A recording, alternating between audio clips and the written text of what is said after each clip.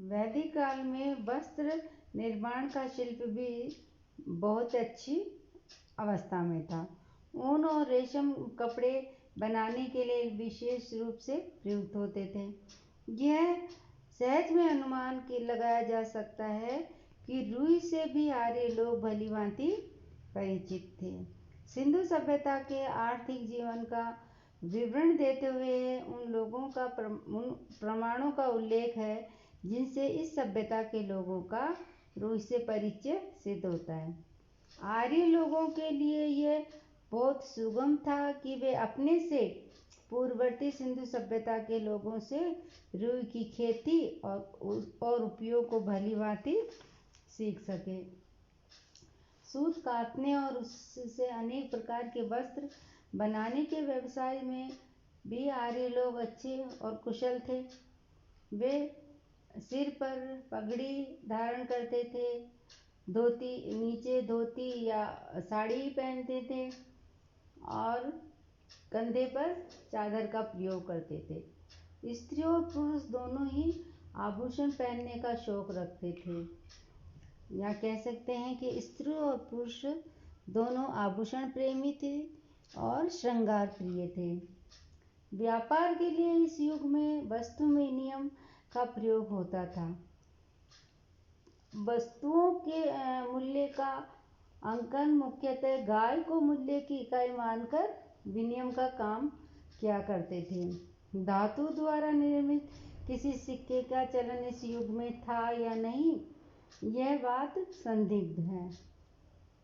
निष्क नामक एक स्वर्ण मुद्रा का उल्लेख वैदिक साहित्य में आया है, पर संभवतः इसका उपयोग मुद्रा की अपेक्षा आभूषण के रूप में अधिक था।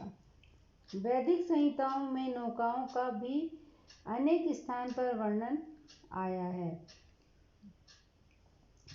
ये नौकाएं जल मार्गों पर, इन नौकाओं से जल मार्ग पर दूर दूर तक व्यापार किया जाता था। सिंधु सभ्यता के काल में भी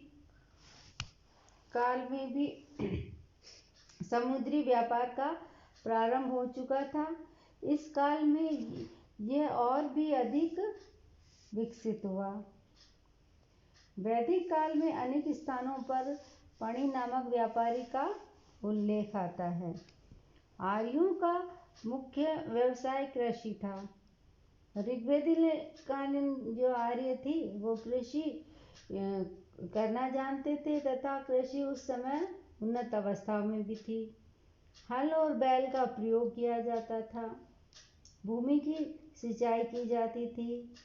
खेती को बोने, बीज डालने, दरांती से फसलें काटने आदि के उल्लेख तत्कालीन साहित्य में प्राप्त हुए हैं।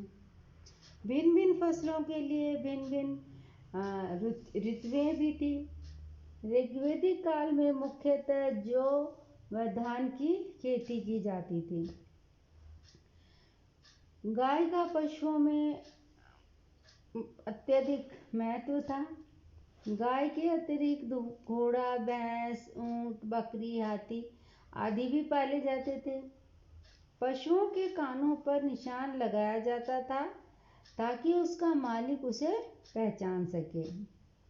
ऋग्वेदिक लोग जीवन निर्वाह व अपने पशुओं की रक्षा के लिए शिकार भी किया करते थे। इस समय समाज में अनेक लघु उद्योग भी प्रचलित थे।